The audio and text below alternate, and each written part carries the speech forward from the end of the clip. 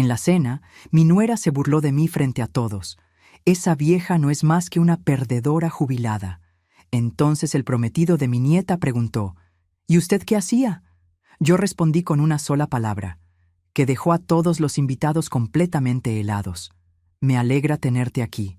Sigue mi historia hasta el final y comenta desde qué ciudad me estás viendo. Así podré ver hasta dónde ha llegado mi historia.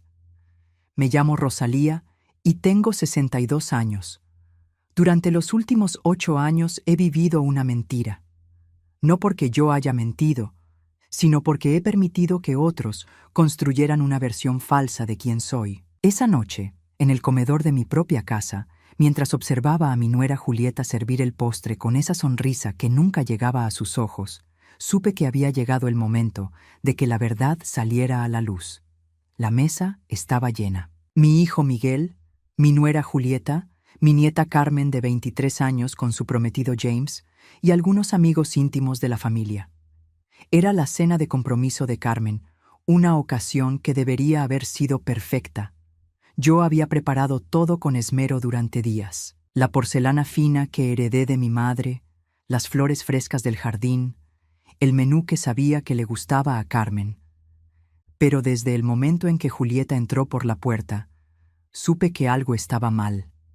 Tenía esa mirada que conocía demasiado bien, esa expresión que decía que había venido preparada para algo. Durante los últimos años había aprendido a leer sus estados de ánimo como quien lee el clima antes de una tormenta. Todo comenzó cuando James, un joven educado de 25 años que trabajaba en marketing, preguntó inocentemente sobre las fotografías en la repisa de la chimenea. Eran fotos viejas, algunas en blanco y negro, de mi época universitaria y mis primeros años de carrera. ¿Estas son suyas, señora Rosalía?, preguntó James, sosteniendo una fotografía donde yo aparecía mucho más joven, vestida formalmente. Antes de que pudiera responder, Julieta soltó una risa que cortó el aire como un cuchillo. «Oh, James, no te molestes con esas fotos viejas. Son de cuando Rosalía pretendía ser alguien importante». Sentí que el aire se espesaba en la habitación. Miguel, mi hijo, no dijo nada. Nunca decía nada cuando su esposa me atacaba así. Carmen bajó la mirada, claramente incómoda. Los otros invitados intercambiaron miradas nerviosas. «Pretendía ser», repetí en voz baja, más para mí misma que para los demás. Julieta se acomodó en su silla, claramente disfrutando del momento. «Bueno, ya sabes a qué me refiero. Todas esas historias sobre tu carrera brillante. Pero mírate ahora. Solo eres una vieja jubilada que vive de su pensión». Las palabras cayeron sobre la mesa como piedras. James parecía confundido. Carmen estaba mortificada y yo. Yo simplemente respiré profundo. No era la primera vez que Julieta me humillaba públicamente. Durante años había soportado sus comentarios hirientes, sus pequeñas crueldades disfrazadas de bromas. Todo por mantener la paz familiar. «Una perdedora jubilada», continuó Julieta, su voz ahora más fuerte, más segura. «Eso es lo que es Rosalía, alguien que vive en el pasado porque nunca logró nada real en el presente». El silencio en la mesa era ensordecedor. Podía sentir los ojos de todos clavados en mí, esperando mi reacción. Durante años había elegido callar, tragándome el dolor y la humillación. Había decidido que mantener unida a la familia era más importante que defender mi dignidad. Fue entonces cuando James, bendito sea su corazón inocente, hizo la pregunta que cambiaría todo. «Perdón, pero ¿a qué se dedicaba usted, señora Rosalía? Quiero decir, antes de jubilarse». Julieta se rió de nuevo. «Oh, James, prepárate para otra historia fantástica. Rosalía siempre tiene grandes cuentos sobre lo importante que era». Miré a mi nuera directamente a los ojos.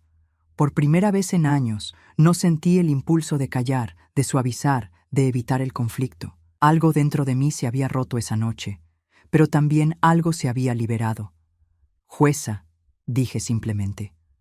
La palabra cayó como un martillo sobre el mármol. El tenedor de Julieta se detuvo a medio camino hacia su boca. James parpadeó varias veces.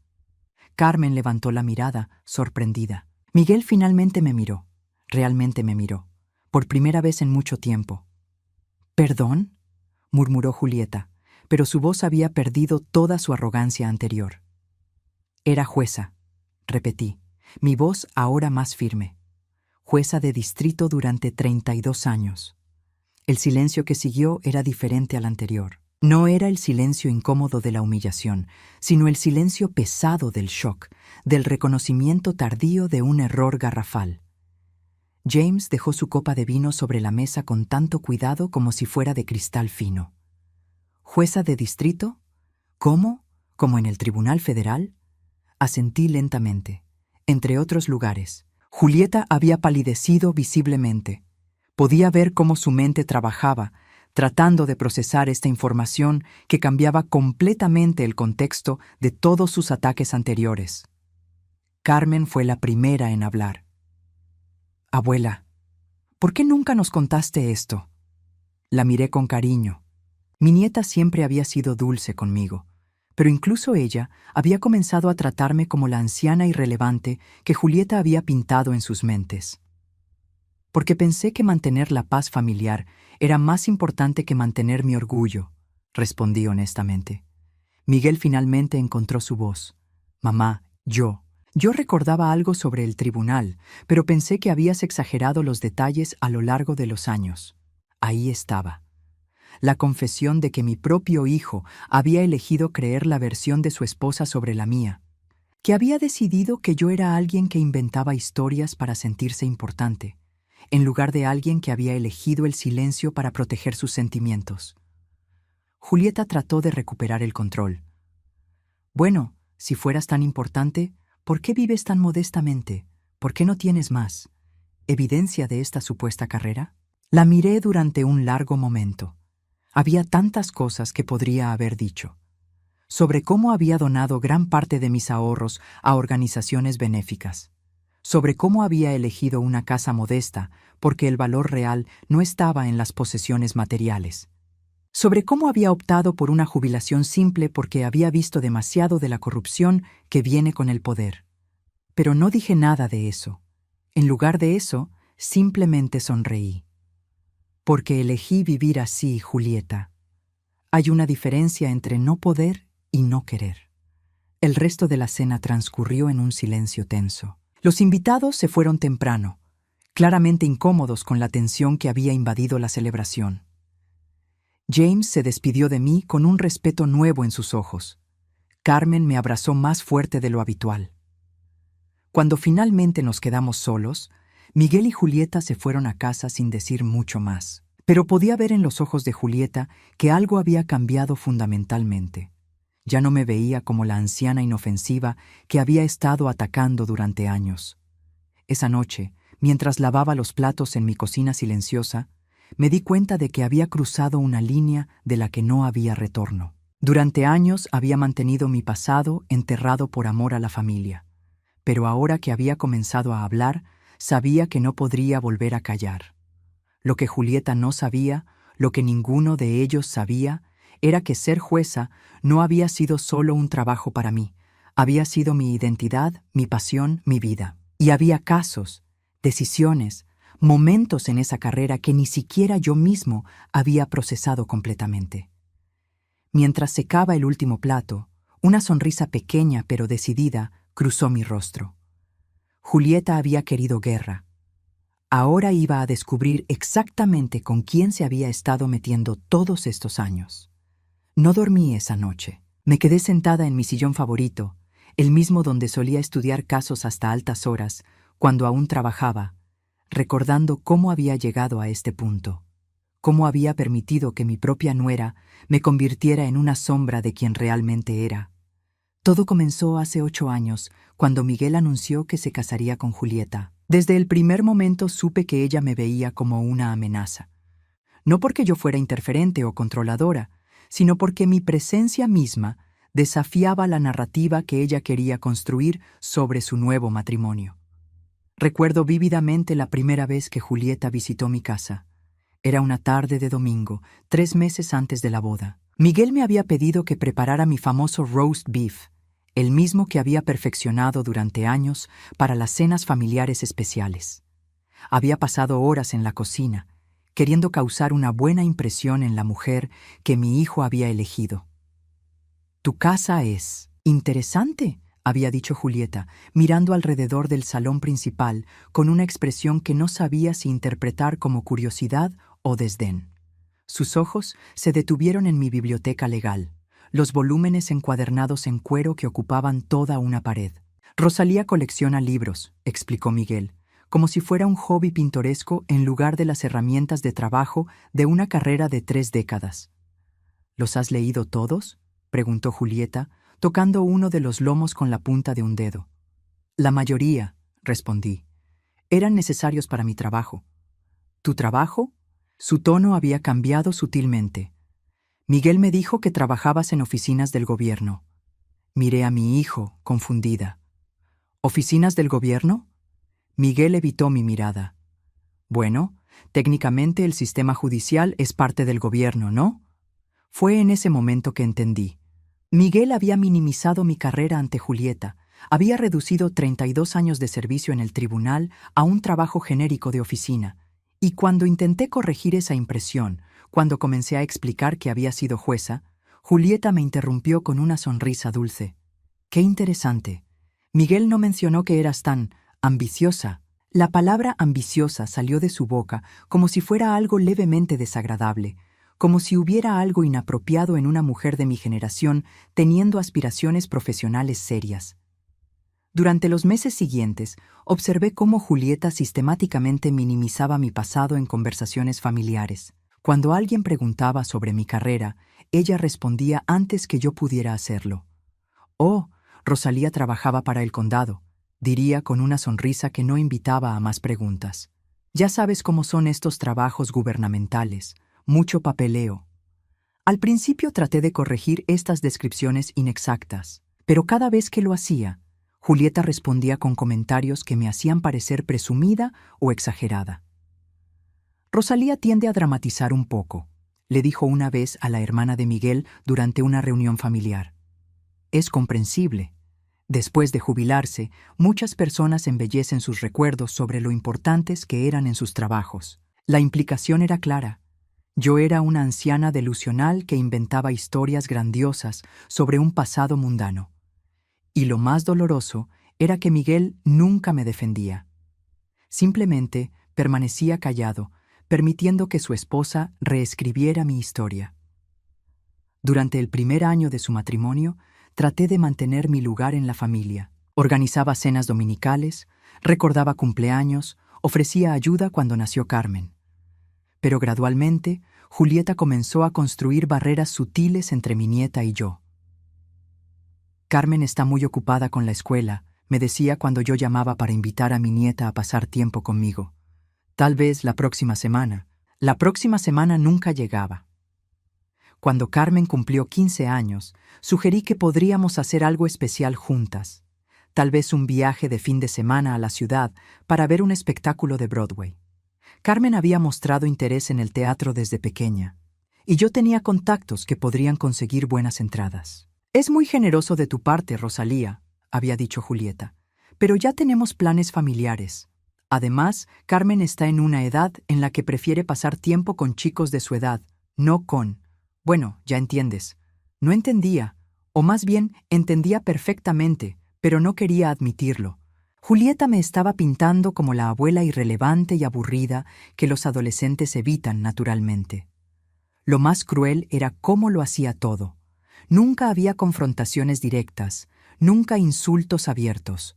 Solo una erosión constante y sistemática de mi lugar en la familia. Comentarios aparentemente inocentes que, acumulados a lo largo de los años, habían creado una imagen de mí como alguien que había sido tal vez marginalmente importante en el pasado, pero que ahora era simplemente una anciana con tendencia a exagerar. «Rosalía siempre tiene historias interesantes sobre sus días de trabajo», le había dicho a una vecina durante una barbacoa en mi jardín. «Tiene una imaginación muy vívida para alguien de su edad». Para cuando Carmen llegó a la universidad, yo me había convertido en una figura periférica en mi propia familia. Mi nieta me quería, pero me veía a través del lente que Julieta había construido cuidadosamente, como una abuela dulce pero algo excéntrica, que vivía en recuerdos probablemente inflados de una carrera que nunca había sido tan importante como ella recordaba. El punto de quiebre había llegado 2 años atrás, durante la graduación universitaria de Carmen. Yo había querido darle algo especial, algo que reflejara mi orgullo en sus logros académicos. Había considerado regalarle mis libros de derecho, algunos de ellos primeras ediciones valiosas, pensando que tal vez seguiría mis pasos en la ley. Cuando mencioné esta idea durante una cena familiar, Julieta se había reído suavemente. «Oh, Rosalía, eso es muy dulce, pero Carmen está estudiando diseño gráfico. No creo que necesite libros legales polvorientos». «¿Polvorientos?», había repetido, sintiendo el insulto como una bofetada. «Bueno, ya sabes lo que quiero decir. Son libros muy especializados para alguien que no trabaja en oficinas del gobierno». Ahí estaba de nuevo, esa reducción deliberada de mi carrera a algo genérico e insignificante. Esa noche, después de que Miguel y Julieta se fueran, había permanecido despierta hasta el amanecer, mirando mi biblioteca. Cada uno de esos libros representaba años de estudio, casos complejos, decisiones que habían afectado vidas reales. Había interpretado leyes constitucionales, había presidido juicios que establecieron precedentes, había navegado situaciones políticas delicadas que requerían no solo conocimiento legal, sino una comprensión profunda de la naturaleza humana. Pero para mi propia familia, todo eso se había reducido a trabajo de oficina. Fue después de esa noche que tomé la decisión consciente de dejar de corregir las falsas impresiones de Julieta. Me dije a mí misma que mantener la paz familiar era más importante que mantener mi orgullo. Que ser la abuela querida, aunque marginada, era mejor que ser la suegra problemática que causaba tensión en el matrimonio de mi hijo. Durante 2 años viví esa mentira. Dejé que Julieta contara su versión de mi historia. Permití que mi nieta creciera pensando que su abuela era una retirada común y corriente con nostalgia por un pasado que probablemente había exagerado con el tiempo. Pero esa noche, sentada en mi sillón mientras la madrugada se acercaba lentamente, me di cuenta de algo fundamental. Al elegir el silencio para preservar la paz familiar, no había protegido nada.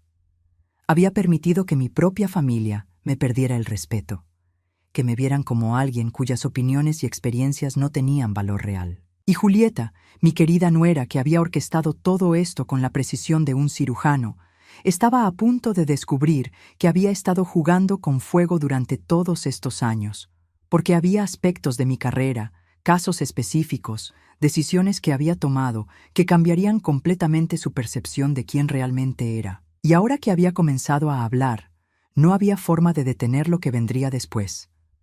El teléfono sonó a las 7 de la mañana. Era Carmen, mi nieta, y su voz sonaba diferente. No era la conversación superficial y apresurada a la que me había acostumbrado en los últimos años. Había algo nuevo en su tono, una curiosidad genuina que no había escuchado desde que era niña.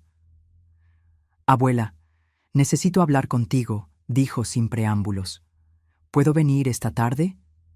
Cuando llegó, traía consigo una laptop y una expresión determinada que me recordó dolorosamente a mí misma a su edad. Se sentó en el sofá frente a mí, abrió la computadora y me mostró la pantalla. «Busqué tu nombre anoche», dijo directamente. «Rosalía Mendoza, y encontré muchas cosas». Mi estómago se tensó. Durante años había logrado mantener mi pasado separado de mi vida familiar, pero Internet tiene memoria eterna. Carmen leyó de la pantalla. Jueza Rosalía Mendoza preside caso histórico de derechos civiles. Decisión establece precedente nacional. Levantó la mirada hacia mí. Esto es de 1997. Hay docenas de artículos, abuela. Docenas. Permanecí en silencio, observando cómo mi nieta navegaba por los archivos de mi carrera. Veía cómo sus ojos se agrandaban con cada titular, cada fotografía de mí en las escalinatas del tribunal, cada mención de casos que había presidido. «Aquí dice que fuiste la primera mujer latina en ser nombrada para el Tribunal de Distrito en nuestro estado», continuó, su voz ahora llena de asombro.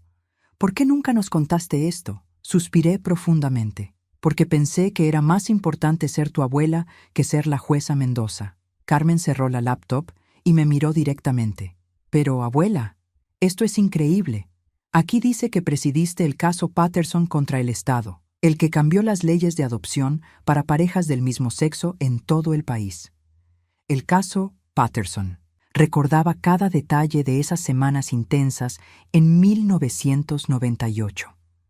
Las amenazas de muerte que recibía diariamente, la presión política de ambos lados, la responsabilidad abrumadora de saber que mi decisión afectaría a miles de familias en todo el país. Fue un caso complicado, dije simplemente.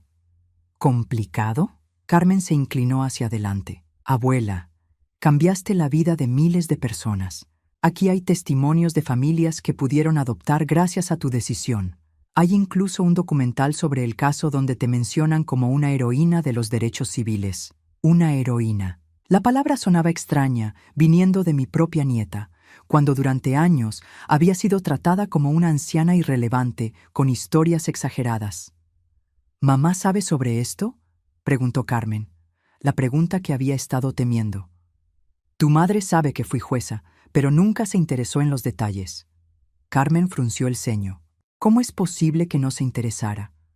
Abuela, eres famosa. Hay un ala del tribunal que lleva tu nombre. Era cierto. El ala Rosalía Mendoza de Justicia Familiar había sido inaugurada en 2005, 3 años antes de mi jubilación. Fue uno de los honores más grandes de mi carrera, pero para entonces ya había tomado la decisión de mantener mi vida profesional separada de mi familia.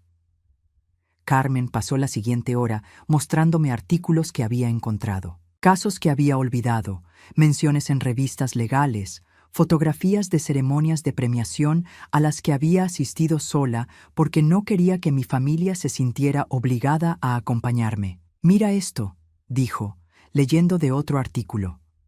La jueza Mendoza es conocida por su enfoque compasivo pero firme en casos de violencia doméstica.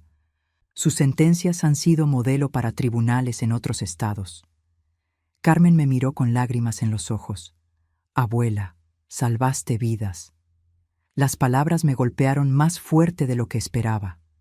Durante años había minimizado mi propia carrera. Había aceptado la narrativa de Julieta, de que mi trabajo había sido ordinario. Pero escuchar a mi nieta leer sobre el impacto real de mis decisiones me recordó algo que había enterrado. Había sido buena en mi trabajo. Muy buena. ¿Por qué te retiraste tan temprano?, preguntó Carmen. Aquí dice que podrías haber continuado hasta los 70. Me retiré a los 54 porque quería estar presente para mi familia, porque Miguel acababa de casarse y pensé que tal vez habría nietos pronto, porque creí que ser abuela era más importante que ser jueza. Quería tiempo para la familia, respondí honestamente. Carmen sacudió la cabeza lentamente. Pero, abuela, ¿no te das cuenta? Podrías haber tenido ambas cosas. Podrías haber sido la jueza Mendoza y también nuestra abuela. Tenía razón, por supuesto, pero durante años Julieta me había hecho sentir que mi carrera era una barrera entre mí y mi familia, que mis logros profesionales me hacían intimidante, inalcanzable, que para ser una buena suegra y abuela necesitaba ser más pequeña, más ordinaria. Esa tarde, después de que Carmen se fuera, recibí una llamada inesperada. Era James, el prometido de Carmen. Señora Rosalía, dijo, su voz formal pero respetuosa. Espero que no le moleste que la llame directamente. Carmen me contó sobre su carrera y quería disculparme. ¿Disculparte por qué? Por no haberla tratado con el respeto que merecía anoche. Si hubiera sabido quién era usted realmente, nunca habría permitido que nadie la tratara de esa manera. Sus palabras eran bien intencionadas, pero me molestaron. James, merezco respeto porque soy un ser humano, no porque fui jueza. Hubo una pausa. Tiene razón, por supuesto. Pero, señora Rosalía, lo que no entiendo es por qué alguien con su historial permitiría ser tratada así. Usted confrontó criminales peligrosos, desafió sistemas corruptos. ¿Por qué no se defendió anoche? Era una pregunta justa, y una que me había estado haciendo a mí misma. porque pensé que preservar la armonía familiar era más importante que preservar mi orgullo. Y ahora miré hacia mi biblioteca, hacia las fotografías en las repisas, hacia los reconocimientos enmarcados que había guardado en cajones para no parecer presumida. Ahora me pregunto si he estado preservando la armonía familiar o simplemente permitiendo el abuso. Esa noche, por primera vez en años, saqué mis álbumes de fotografías profesionales. Imágenes de ceremonias de juramentación, de casos importantes, de momentos que habían definido no solo mi carrera, sino también mi identidad. Había una fotografía en particular que me detuvo. Era de 2003, después del caso Rodríguez contra la ciudad. Había pasado 6 meses lidiando con la corrupción sistemática en el departamento de policía local, enfrentando amenazas e intimidación. En la foto estaba en las escalinatas del tribunal, después de dictar sentencia, rodeada de reporteros y activistas comunitarios. Me veía fuerte, decidida, como alguien que no toleraría que la pisotearan. ¿Qué le había pasado a esa mujer? El teléfono sonó nuevamente. Esta vez era Miguel. «Mamá, necesitamos hablar», dijo su voz tensa. «Julieta está muy molesta por lo de anoche». «¿Molesta por qué?» «Dice que la humillaste frente a nuestros amigos, que intencionalmente ocultaste información para hacerla quedar mal». Sentí una risa amarga burbujear en mi garganta. ¿Yo la humillé? «Miguel, tu esposa me ha estado humillando durante 8 años». «Mamá, ese no es el punto. El punto es que ahora todo es incómodo. Julieta se siente terrible». «¿Y cómo crees que me he sentido yo durante todos estos años?» Hubo un silencio largo. Finalmente, Miguel suspiró.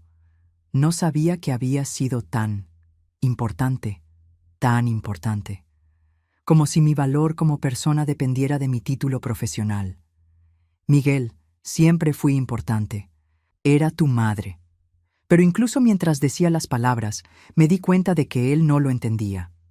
Para Miguel, al igual que para Julieta, mi valor había estado directamente relacionado con mi estatus profesional. Cuando elegí retirarme, cuando elegí ser solo una abuela, había perdido su respeto sin siquiera darme cuenta. Esa noche, mientras me preparaba para dormir, tomé una decisión. No iba a volver al silencio. No iba a permitir que Julieta reescribiera mi historia una vez más. No iba a pretender ser menos de lo que era para hacer que otros se sintieran cómodos. Pero más importante aún, me di cuenta de que Julieta había cometido un error fatal. Durante años había asumido que conocía todos mis secretos, que había excavado toda la información relevante sobre mi pasado. Había construido su campaña de humillación basándose en una comprensión superficial de quién había sido. Lo que no sabía, lo que nadie en mi familia sabía, era que los casos que Carmen había encontrado en Internet eran solo la punta del iceberg. Había aspectos de mi carrera, decisiones que había tomado, situaciones que había manejado, que nunca habían llegado a los medios de comunicación. Casos que habían requerido un nivel de fortaleza y determinación que transformarían completamente su percepción de quién realmente era. Y ahora que había decidido dejar de ocultarme, Julieta estaba a punto de descubrir exactamente qué tipo de mujer había estado atacando durante todos estos años. La llamada llegó a las 6 de la mañana del martes. Era mi antiguo secretario del tribunal, Roberto, un hombre que había trabajado conmigo durante los últimos 15 años de mi carrera. «Jueza Mendoza», dijo, usando el título que nadie había pronunciado en mi presencia durante años. «Espero no molestarla tan temprano, pero tengo noticias que creo que le interesarán». Roberto me contó que habían arrestado a Eduardo Vázquez, el hombre que yo había condenado a cadena perpetua en 2006 por el asesinato de 3 mujeres jóvenes. Había apelado su sentencia múltiples veces, siempre argumentando que yo había sido parcial durante el juicio. Ahora, 12 años después, había confesado 2 asesinatos adicionales, validando completamente la severidad de mi sentencia original. «Los medios van a contactarla», me advirtió Roberto. «El caso está recibiendo atención nacional otra vez. Vázquez mencionó específicamente que usted fue la única jueza que no se dejó intimidar por sus amenazas». Después de colgar, me senté en mi cocina recordando ese caso. Eduardo Vázquez no había sido un criminal ordinario. Era inteligente, manipulador y tenía conexiones que le permitían ejercer presión política considerable. Durante el juicio había recibido llamadas anónimas en mi casa, habían seguido mi auto, habían enviado flores negras a mi oficina con notas amenazantes. La presión para dictar una sentencia más leve había venido de todas partes. El alcalde de la ciudad, que tenía vínculos financieros con la familia de Vázquez. Algunos de mis colegas jueces, que argumentaban que una sentencia severa traería demasiada atención negativa al tribunal. Incluso algunos miembros prominentes de la comunidad legal que sugerían que había evidencia insuficiente para cadena perpetua. Pero yo había visto los archivos completos, había hablado con las familias de las víctimas, había evaluado cada pieza de evidencia y había llegado a una conclusión ineludible. Eduardo Vázquez era un depredador peligroso que volvería a matar si tenía la oportunidad. La mañana después de dictar sentencia, había encontrado un sobre en el parabrisas de mi auto. Dentro había una fotografía de Miguel saliendo de su universidad, con una nota que decía: «Los accidentes pueden pasar a cualquiera». Esa fue la primera vez en mi carrera que sentí miedo real. No por mí, sino por mi familia. Contraté seguridad privada para Miguel sin decírselo. Cambié mis rutinas diarias y durante meses viví mirando por encima del hombro. Nunca le conté a Miguel sobre las amenazas. No quería que viviera con miedo. No quería que se culpara por los riesgos de mi trabajo. Pero esa experiencia me enseñó algo fundamental sobre mí misma. Cuando era necesario, podía ser implacable. El teléfono sonó otra vez. Esta vez era un reportero del periódico local. «Jueza Mendoza, soy David Chen del Herald Tribune. Me preguntaba si podría hacerle algunas preguntas sobre el caso Vázquez y su nueva confesión». Dudé. Durante años había evitado la atención mediática, había mantenido un perfil bajo, pero algo en mí había cambiado después de la cena con Julieta. «Puede venir esta tarde», le dije. David Chen llegó puntualmente a las 2 de la tarde. Era un hombre joven, probablemente de la edad de Miguel, con una grabadora digital y un cuaderno lleno de preguntas preparadas. «Jueza Mendoza, muchos de nuestros lectores más jóvenes no están familiarizados con el caso Vázquez original. ¿Podría explicar por qué fue tan controvertido?» Me acomodé en mi silla, sintiendo algo que no había experimentado en años: la autoridad natural que venía con discutir mi trabajo profesional. Eduardo Vázquez tenía influencia política y financiera considerable, comencé. Su familia había contribuido generosamente a campañas locales durante décadas. Había una expectativa implícita de que recibiría un trato preferencial en el sistema judicial. ¿Y usted se negó a dárselo? Me negué a permitir que el dinero y las conexiones influyeran en la justicia. Mi trabajo era proteger a la comunidad, no proteger a los privilegiados. Chen tomaba notas rápidamente. Entiendo que recibió presión considerable para dictar una sentencia más leve. Presión sería quedarse corto, respondí. Recibí amenazas directas contra mi familia. Intentaron intimidarme de todas las formas posibles. ¿Y eso cambió su decisión? Lo miré directamente. Señor Chen, pasé 32 años en el tribunal. Si hubiera permitido que las amenazas influenciaran mis decisiones, no habría durado 32 días. Mientras hablaba, podía sentir cómo esa parte de mí que había enterrado durante años comenzaba a resurgir.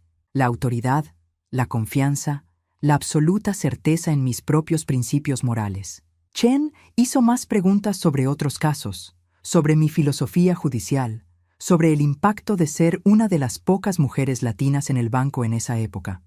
Con cada respuesta, me sentía más como la persona que había sido antes de decidir volverme invisible para complacer a mi familia.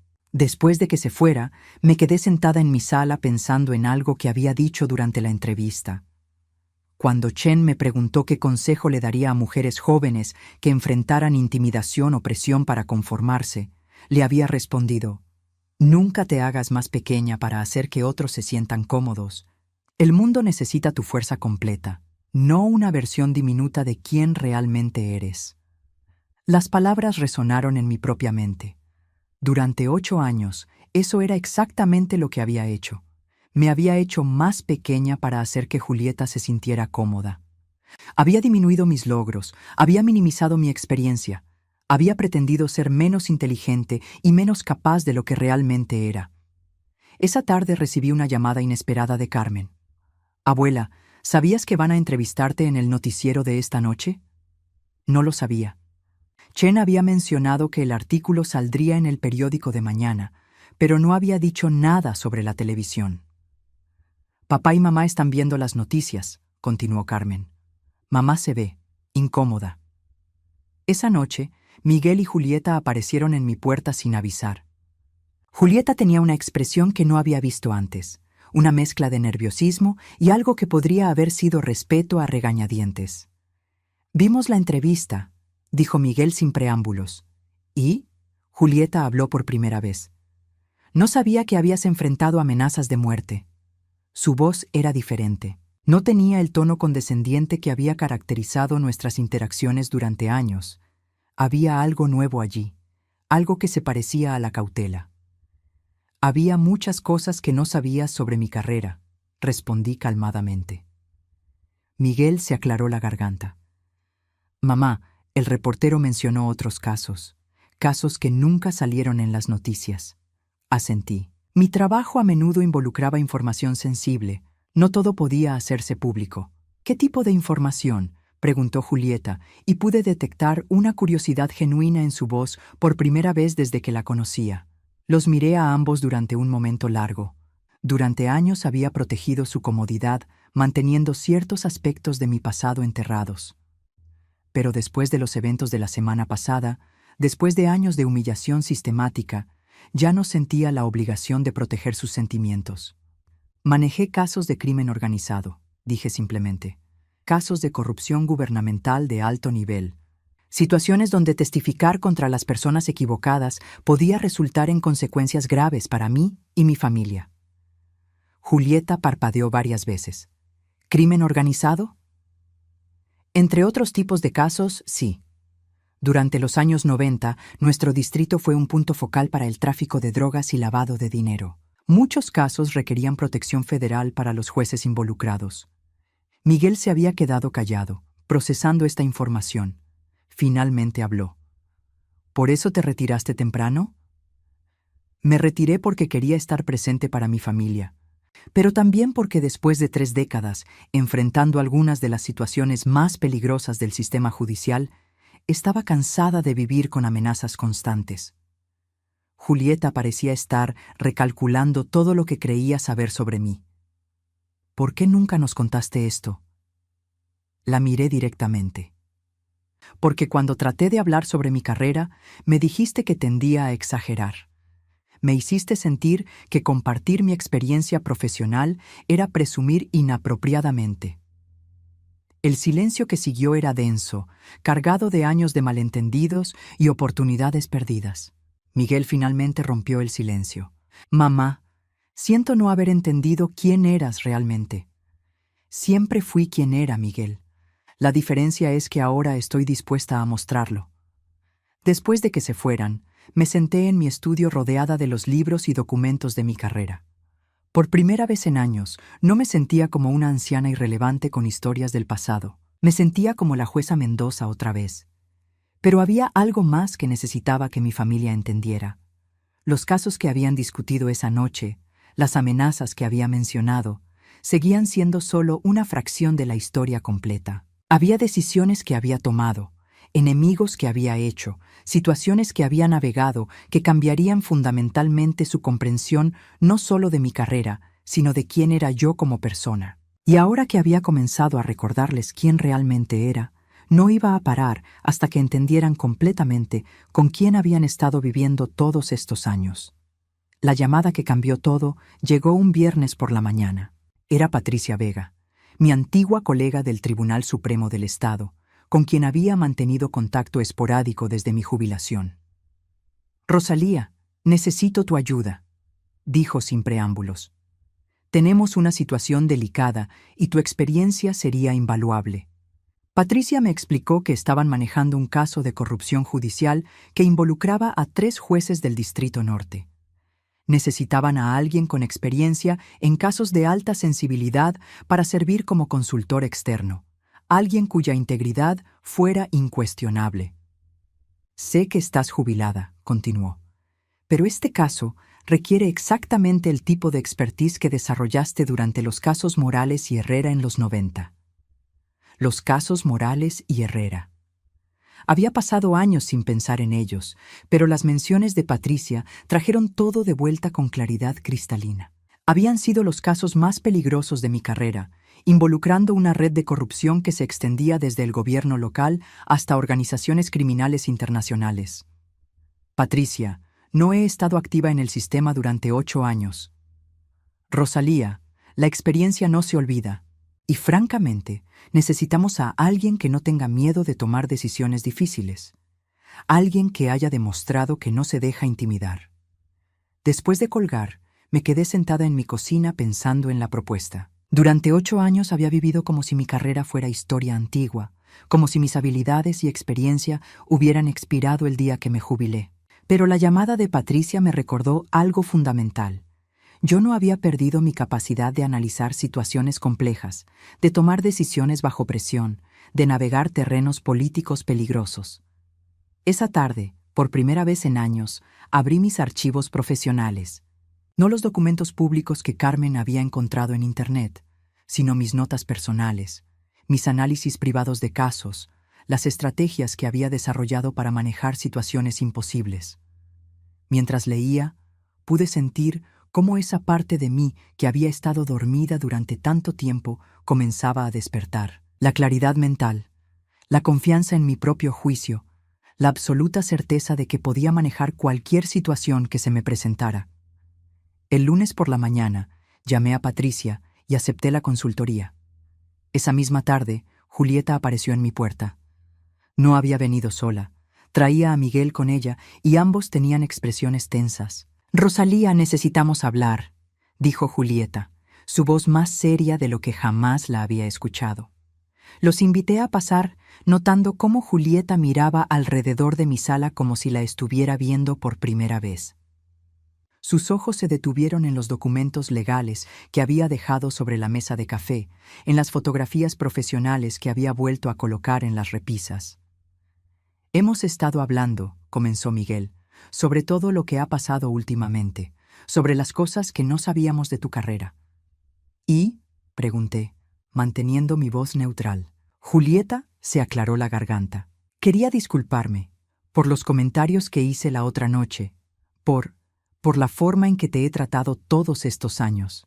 Era la primera vez que Julieta me ofrecía una disculpa directa, pero había algo en su tono que me molestaba. No sonaba a remordimiento genuino, sonaba a alguien que había recalculado una situación y se había dado cuenta de que había subestimado a su oponente. «Acepto tu disculpa», dije calmadamente, «pero necesito que entiendas algo. El problema no fue solo los comentarios de la otra noche. El problema ha sido 8 años de minimizar sistemáticamente mi experiencia y mi valor como persona». Miguel intervino. «Mamá, entendemos eso ahora y queremos cambiar las cosas». «¿Cómo?». Julieta y Miguel intercambiaron miradas. Claramente habían ensayado esta conversación. «Queremos que vuelvas a ser parte de la familia», dijo Julieta. «Como realmente eres, no como. Bueno, no como yo pensé que eras». La elección de palabras era reveladora. No estaba disculpándose por haberme tratado mal. Se estaba disculpando por haber malinterpretado quién era yo. Como si el problema hubiera sido su falta de información, no su falta de respeto básico. «Julieta», dije lentamente, ¿habrías continuado tratándome de la misma manera si nunca hubieras descubierto mi pasado profesional? Ella vaciló. Eso es una pregunta difícil. No debería serlo. Una persona merece respeto básico independientemente de su estatus profesional. Miguel se movió incómodamente en su asiento. «Mamá, creo que estás siendo un poco dura. Julieta está tratando de disculparse». Lo miré con una expresión que no había usado con él desde que era niño, la mirada que reservaba para abogados defensores que trataban de justificar comportamiento injustificable. Miguel, tu esposa pasó 8 años convenciéndote de que yo era una anciana con tendencia a exagerar mi propia importancia. Durante todo ese tiempo, nunca una sola vez te detuviste a preguntarte si tal vez ella estaba equivocada. Nunca defendiste a tu propia madre. El silencio que siguió era pesado. Miguel había palidecido, y pude ver el momento exacto en que entendió la magnitud de su propia complicidad en mi marginación. Ahora, continué, que han descubierto que mi carrera fue más significativa de lo que pensaban. De repente quieren cambiar las cosas. ¿No ven el problema con eso? Julieta habló con voz pequeña. ¿Qué quieres que hagamos? La pregunta me sorprendió. Durante años había sido yo quien se adaptaba, quien cambiaba, quien se hacía más pequeña para acomodar sus necesidades. Ahora me estaban preguntando qué quería yo. Quiero que entiendan que no necesito su permiso para ser quien soy, dije finalmente. Quiero que reconozcan que el problema nunca fue mi tendencia a exagerar, sino su tendencia a minimizar. Y quiero que sepan que si vamos a tener una relación de aquí en adelante, será basada en respeto mutuo, no en su nueva comprensión de mi currículum vitae. Miguel asintió lentamente. Eso es justo. Pero Julieta parecía estar luchando con algo más. Rosalía, hay algo más que necesito preguntarte. ¿Qué? Carmen mencionó que aceptaste un trabajo de consultoría. ¿Es cierto? Sí. ¿Vas a volver a trabajar regularmente? Ahí estaba, la verdadera preocupación de Julieta. No era solo que hubiera malinterpretado mi pasado, era que su control sobre la dinámica familiar estaba en riesgo si yo volvía a ser una persona activa y autorizada en el mundo. Voy a hacer lo que considere apropiado, respondí, al igual que he hecho durante toda mi vida adulta. Es solo que Carmen está planeando su boda y habíamos pensado que podrías ayudar con... ¿Con qué? Interrumpí. ¿Con las tareas que consideras apropiadas para una abuela jubilada? ¿Hornear pasteles y doblar servilletas? Julieta se sonrojó. No quise decir eso. Pero eso es exactamente lo que quisiste decir. Estás cómoda con que sea la jueza Mendoza en retrospectiva, pero no quieres que sea una persona activa y autorizada en el presente. Me levanté de mi silla, sintiendo toda la autoridad que había desarrollado durante 3 décadas en el tribunal. Escúchenme bien, ambos. Durante 8 años me hice más pequeña para preservar la armonía familiar. Eso se acabó. De ahora en adelante, voy a vivir como la persona que realmente soy, hacer el trabajo que me satisface y tomar las decisiones que considere correctas. Si eso los hace sentir incómodos, ese es su problema, no el mío. Miguel y Julieta se fueron poco después, claramente perturbados por esta nueva versión de mí que no estaba dispuesta a suavizar mis bordes para su comodidad. Esa noche, llamé a Patricia para confirmar mi participación en el caso de corrupción. También hice algo que no había hecho en años. Llamé a algunos de mis antiguos colegas para ponerme al día con los desarrollos recientes en el derecho constitucional. Con cada conversación podía sentir cómo esa parte autoritaria y segura de mí misma se fortalecía. No era arrogancia, era la confianza tranquila que viene de saber exactamente quién eres y qué vales. El miércoles por la noche recibí una llamada de Carmen. Abuela, papá y mamá dijeron que vas a volver a trabajar. Voy a hacer trabajo de consultoría, sí. ¿Eso significa que no tendrás tiempo para nosotros? Su pregunta me partió el corazón, pero también me dio claridad. Carmen, cariño, nunca he tenido menos tiempo para ti. Lo que ha cambiado es que ya no voy a pretender ser menos de lo que soy para hacer que otros se sientan cómodos. No entiendo. Significa que voy a ser tu abuela y la jueza Mendoza. Vas a tener una abuela que hornea pasteles y también una abuela que consulta en casos legales complejos. ¿Eso te molesta? Carmen se rió. Abuela, eso suena increíble. Siempre quise una abuela superpoderosa. Sus palabras me llenaron de una calidez que no había sentido en años. Pero también me recordaron algo crucial. Durante todo este tiempo, Había estado protegiendo a mi familia de una versión de mí misma que nunca había sido amenazante para ellos. Solo había sido amenazante para Julieta, que había visto mi competencia y experiencia como una amenaza a su propia posición en la jerarquía familiar. Después de colgar con Carmen, me senté en mi estudio rodeada de mis libros de derecho, mis notas de casos, mis fotografías profesionales. Por primera vez en 8 años, no me sentía como una anciana que vivía en el pasado. Me sentía como una mujer experimentada que estaba lista para escribir el siguiente capítulo de su vida. Pero había una última cosa que necesitaba que mi familia entendiera completamente. Y esa comprensión vendría cuando se dieran cuenta de que la mujer que había estado viviendo entre ellos todos estos años no era una versión diminuta de quien había sido profesionalmente. Era la misma persona, con las mismas habilidades, la misma determinación y la misma fuerza que había usado para enfrentar algunas de las situaciones más peligrosas del sistema judicial. La diferencia era que ahora ya no tenía intención de esconder esa fuerza para la comodidad de nadie. 6 meses después, estaba parada en el podio del Centro de Convenciones del Estado, dirigiéndome a una audiencia de 300 abogados y jueces en la Conferencia Anual de Justicia. El tema de mi presentación era Navegando la corrupción sistemática, lecciones de 3 décadas en el tribunal. En la primera fila, para mi sorpresa y satisfacción profunda, estaban sentados Miguel, Carmen y James. Julieta había decidido no asistir, alegando un conflicto de horarios, pero su ausencia ya no me molestaba. Había aprendido a distinguir entre quienes realmente querían estar presentes en mi vida y quienes simplemente no podían manejar mi autenticidad completa. El caso más desafiante de mi carrera, dije al micrófono, mi voz resonando con la autoridad que había recuperado, no fue un caso de asesinato o crimen organizado. Fue aprender a confiar en mi propio juicio cuando todos los demás me decían que estaba equivocada. Conté la historia del caso Herrera de 1998, cuando había descubierto evidencia de que el alcalde de la ciudad estaba facilitando operaciones de lavado de dinero a través de contratos municipales ficticios. La presión para ignorar la evidencia había venido de todas partes: superiores judiciales, líderes comunitarios, incluso amenazas veladas de organizaciones criminales. Aprendí que la integridad no es algo que tienes o no tienes, continué. Es algo que eliges, momento a momento, decisión a decisión.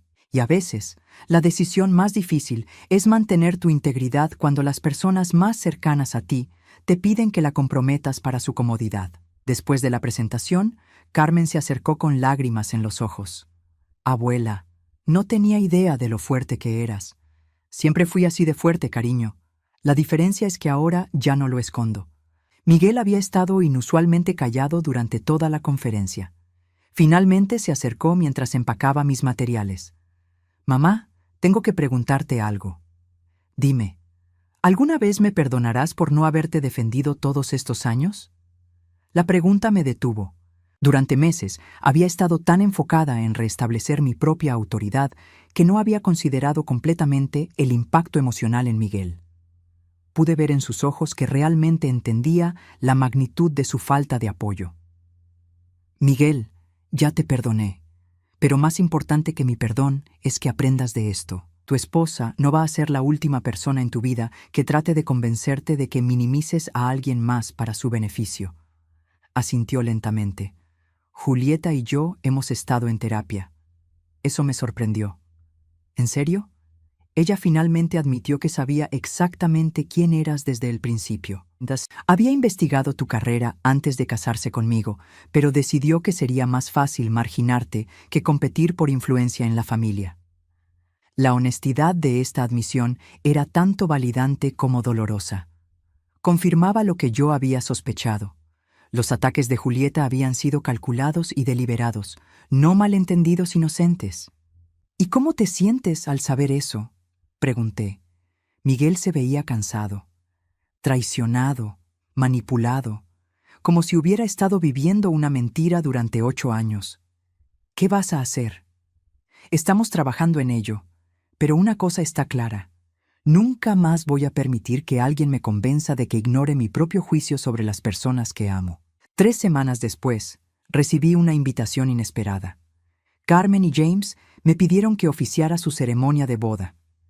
En nuestro estado, los jueces jubilados conservan la autoridad para realizar ceremonias, y Carmen había decidido que quería que su abuela la casara.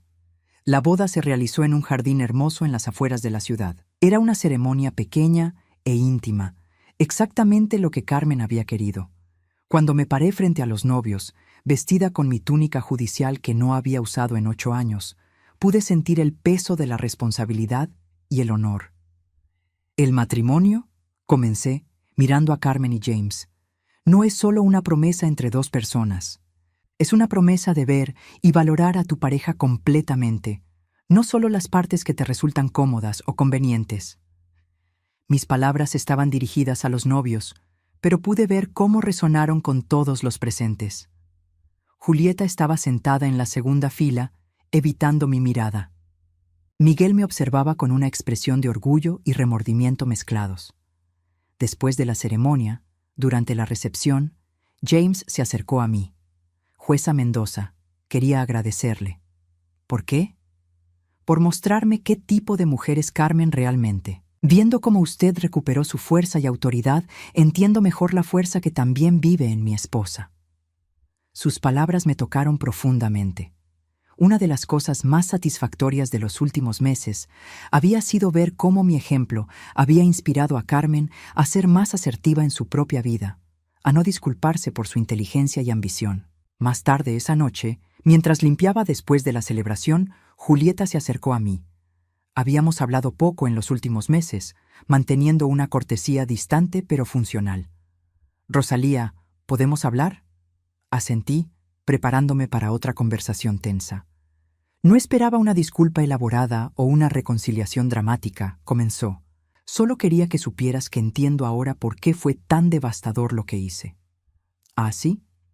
Pasé 8 años robándote tu identidad. No tu identidad profesional, sino tu derecho a existir completamente en tu propia familia. Era la comprensión más profunda que había escuchado de ella. No te voy a pedir que me perdones, continuó, porque sé que no merezco perdón. Pero quiero que sepas que he aprendido algo importante. Tratar de hacer que otra persona sea más pequeña nunca te hace más grande a ti, solo te hace cruel. Miré a esta mujer que había causado tanto dolor en mi vida, y me di cuenta de que ya no sentía ira hacia ella. No sentía amor o afecto, pero tampoco odio. Sentía una especie de paz distante. «Acepto lo que me estás diciendo», respondí, «y espero que uses esta comprensión para tratar mejor a otras personas en el futuro». 1 año después, mi nueva vida había encontrado su ritmo. Trabajaba como consultora en casos de alta sensibilidad 3 días a la semana.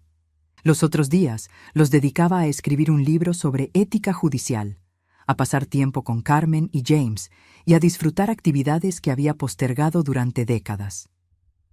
Mi relación con Miguel había sanado gradualmente. Él y Julieta habían hecho progreso real en terapia, y aunque nuestra dinámica familiar nunca volvería a ser la misma, era más honesta y saludable ahora.